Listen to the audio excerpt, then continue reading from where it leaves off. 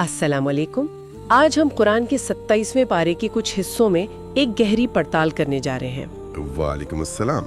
हमारे पास इन सूरतों का अरबी पाठ है और साथ ही उनका उर्दू तर्जुमा भी। और हमारा मकसद है कि इन आयतों के लफ्जी मतलब से थोड़ा आगे जाएं। इनकी जो बयान करने की ताकत है, जो गहरे इशारे हैं और आज हमारे लिए इनमें क्या पैगाम है, उसको टटोलने की कोशिश करें। तो शुरू करें ये रूहानी सफर। जी बिल्कुल। और आज की हमारी बातचीत में आप देखें तो एक बहुत दिलचस्प संतुलन मिलेगा। इन सूरतों में एक तरफ तो अल्लाह की बेपनाह कुदरत है, उसकी तख्लीक की निशानियां हैं। हाँ, तो दूसरी तरफ हिसाब के दिन का एक बहुत ही शदीद एहसास दिलाया गया है। बिल्कुल। और फिर इन दोनों के बीच में उसकी रहमत और नेमतों का एक खूबसूरत बयान है। मतलब उम्मीद और खौफ दोनों साथ साथ चलते हैं। बिल्कुल, ये एक ऐसा सफर है जो उम्मीद और खौफ दोनों को साथ लेके चलता है। बिल्कुल सही कहा। तो शुरुआत करते हैं अल्लाह की उसी कुदरत और कायनात की निशानियों से।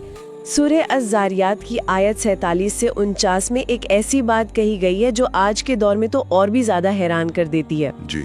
आयत है, वस्समा बनैनाहा बिअयदिन व इन्ना लमूसिऊन वल अर्द फरिशनाहा फनेमल माहिदून व मिन कुल्लि शैइन खलकना ज़ौजैन लअल्लकुम तज़क्करून। जिसका मतलब है, और आसमान को हमने अपने जोर से बनाया और यकीनन हम उसे फैला रहे हैं, और जमीन को हमने बिछा दिया तो हम क्या खूब बिछाने वाले हैं, और हर चीज के हमने जोड़े बनाए हैं ताकि तुम नसीहत हासिल करो। इसमें ये जो लफ्ज है लमूसिऊन, यानी हम फैला रहे हैं, ये बात आज की साइंस से सीधी सीधी जुड़ती है ना? बिल्कुल बिल्कुल।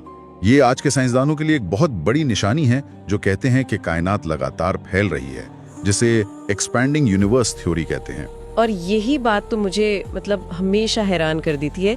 ये सिर्फ एक बयान नहीं है, ये एक ऐसा फैक्ट है जिसे 1400 साल बाद साइंस ने साबित किया।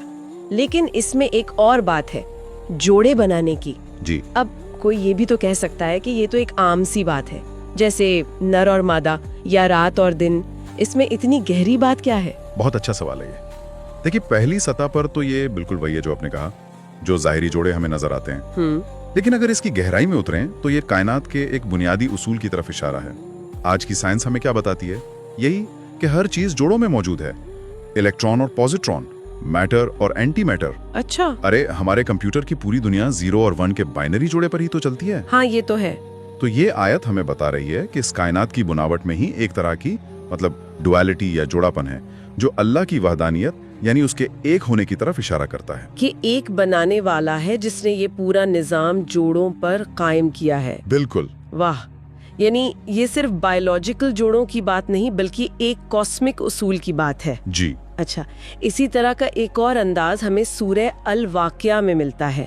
वहाँ कायनात की बड़ी बड़ी निशानियों के बजाय इंसान को उसकी अपनी जात और रोजमर्रा की चीजों की तरफ ध्यान दिलाया गया है। हाँ, और वहाँ सवाल पूछने का अंदाज बहुत सीधा और ताकतवर है। क्या है वो आयत? जी, मिसाल के तौर पर आयत 58-59 में कहा गया, अफराइतुम मा तुमनून आ अंतुम तख्लुकूनहु अम नहनुल खालिकून। जिसका मतलब है, भला देखो तो जो नुत्फा तुम टपकाते हो, क्या उसे तुम बनाते हो या हम बनाने वाले हैं? और फिर फौरन बाद पानी की मिसाल, जो जिंदगी के लिए सबसे जरूरी है। हाँ। आयत 68-69, अफराइतुमुल मा अल्लज़ी तशरबूना आ अंतुम अंज़लतुमूहु मिनल मुज़नी अम नहनुल मुनज़िलून। यानी भला देखो तो जो पानी तुम पीते हो, क्या उसे बादलों से तुमने उतारा है या हम उतारने वाले हैं? जब मैं ये आयत पढ़ती हूँ ना, तो इनकी सीधी सादी मुझे लाजवाब कर देती है।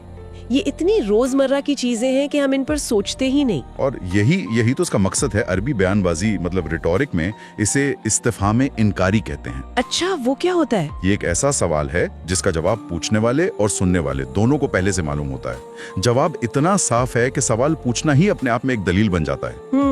ये बहस करने का तरीका नहीं है, ये सुनने वाले को उसकी हकीकत का आईना दिखाने का तरीका है। अल्लाह ये नहीं कह रहा कि चलो इस पर बहस करें, बल्कि कह रहा है जरा सोचो तो सही। सही बात है। ये इंसान को उसके अपने वजूद और उसकी सबसे बुनियादी जरूरतों के सामने खड़ा करके उसकी आजिज़ी और अल्लाह की कुदरत का एहसास दिलाता है। तो एक तरफ तो अल्लाह हमें अपनी बनाई हुई कायनात और हमारी अपनी पैदाइश की निशानियां दिखाता है जी, और फिर उन्हीं निशानियों को गवाह बनाकर हमें उस दिन की याद दिलाता है जब इन सब का हिसाब होना है। बिल्कुल। ये तो एक तरह से एक पूरा کیس بنایا جا رہا ہے، ثبوت پیش کیے جا رہے ہیں. بالکل. اور سورہ الطور کی شروعات تو جیسے کسی عدالت میں سب سے بڑی گواہیوں سے ہوتی ہے.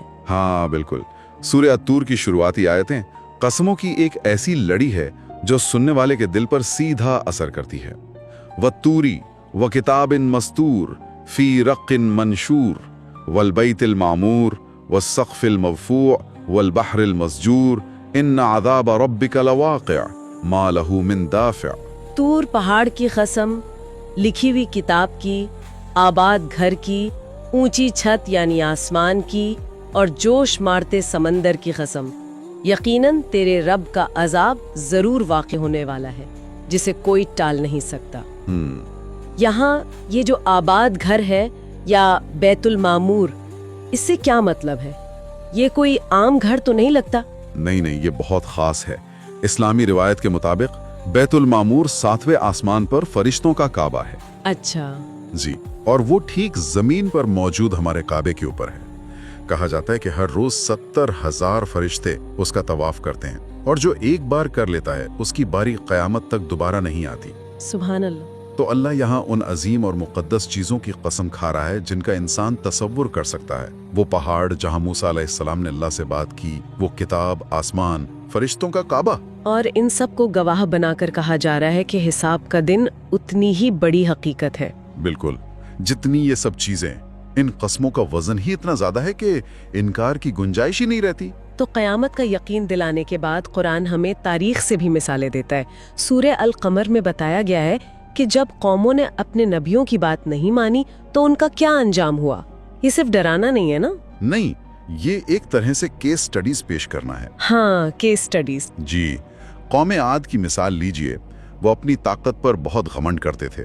ان کے بارے میں سورہ القمر آیت 18 سے 20 میں آتا ہے: کذبت عاد فکیف کان عذابی ونذر انا ارسلنا علیہم ریحا صرصرا فی یوم نحس مستمر تنزع الناس کانہم اعجاز نخل منقعر. یعنی قوم عاد نے جھٹلایا تو دیکھو میرا عذاب اور میرا ڈرانا کیسا تھا. ہم نے ان پر ایک منحوس دن میں ایسی تیز آندھی بھیجی جو لوگوں کو ایسے اکھاڑ پھینک رہی تھی جیسے وہ کھجور کے کھوکھلے تنے ہوں. یہ جو مثال ہے یہ بہت بھیانک ہے. یہ صرف بھیانک نہیں ہے، اس میں گہرا سبق بھی ہے. وہ قوم جو اپنی طاقت پر، اپنی اونچی عمارتوں پر ناز کرتی تھی، اسے ہوا جیسی ایک اندیکھی چیز نے کھجور کے کھوکھلے تنوں کی طرح اکھاڑ پھینکا. صحیح. اسی طرح قوم سمود، جنہوں نے اللہ کی نشانی اونٹنی کو مار ڈالا تھا، ان کے بارے میں آتا ہے کہ انہیں ایک بھیانک چیخ نے آ پکڑا. تو یہ اللہ کا طریقہ ہے یہ بتانے کا کہ سرکشی کا انجام ہمیشہ تباہی ہوتا ہے، اور عذاب بھی اسی شکل میں آتا ہے جو اس قوم کے غمنڈ کو توڑ دے. بالکل. یہ تاریخ کے واقعات نہیں، یہ انسانی نفسیات اور سماج کے لیے ہمیشہ زندہ رہنے والے سبق ہیں. یہ سب واقعی بہت شدید ہے. حساب کا دن، پچھلی قوموں کا انجام، یہ سب سن کر تو انسان پر ایک خوف اور ڈر کی کیفیت طاری ہو سکتی ہے. جی. لیکن یہی قرآن کا کمال ہے کہ وہ ہمیں مایوسی میں نہیں چھوڑتا. جہاں عذاب کی آیتیں ہیں وہیں رحمت کا ذکر بھی ہے. اور اس پارے میں سورہ الرحمن وہ تو جیسے اللہ کی رحمت کا ایک بہتا ہوا سمندر ہے. آپ نے بالکل صحیح کہا. سورہ الرحمن کا انداز ہی بالکل الگ ہے. وہ ڈانٹ یا چیتاونی کا نہیں ہے. نہیں، وہ یاد دلانے کا، محبت سے جھنجھوڑنے کا انداز ہے. اس کی آیت 10 سے 13 کو ہی دیکھیے. وَالْأَرْضَ وَدَعَاهَا لِلْأَنَامِ فِيهَا فَاكِهَةٌ وَالنَّخْلُ ذَاتُ الْأَكْمَامِ وَالْحَبُّ ذُو الْعَصْفِ وَالرَّيْحَانُ فَبِأَيِّ آلَاءِ رَبِّكُمَا تُكَذِّبَانِ. اور زمین کو اس نے مخلوق کے لیے بچھایا. اس میں میوے ہیں اور کھجور کے پیڑ ہیں جن پر غلاف ہے، اور اناج ہے جس میں بھوسا بھی ہے اور خوشبودار پھول بھی. تو اے جن اور انسان، تم اپنے پروردگار کی کون کون سی نعمتوں کو جھٹلاؤ گے؟ یہ سوال فَبِأَيِّ آلَاءِ رَبِّكُمَا تُكَذِّبَانِ بار بار آتا ہے اور ہر بار دل پر ایک نئی چوٹ لگاتا ہے. یہ سوال اس سورے کا دل ہے. یہ صرف ایک سوال نہیں ہے، یہ ایک ریفرین ہے، ایک ٹیک ہے جو ہر نعمت کا ذکر کرنے کے بعد ہمیں سوچنے پر مجبور کرتی ہے. جی. اور غور کریں، یہاں خطاب صرف انسانوں سے نہیں ہے. ربی کما یعنی تم دونوں کے رب کہہ کر انسان اور جن دونوں سے کیا جا رہا ہے. اچھا، یہ بات تو میں نے سوچی ہی نہیں تھی. جی، یہ ہمیں احساس دلاتا ہے کہ یہ نعمتیں صرف ہمارے لیے نہیں بلکہ اللہ کی پوری مخلوق کے لیے ہیں. ये सवाल हमारी नाशुक्री पर हमें शर्मिंदा भी करता है और साथ ही हमें उन अनगिनत नेमतों को पहचानने की दावत भी देता है जिन्हें हम अक्सर मामूली समझकर भूल जाते हैं। बिल्कुल। और ये नेमतें सिर्फ इस दुनिया तक ही नहीं है।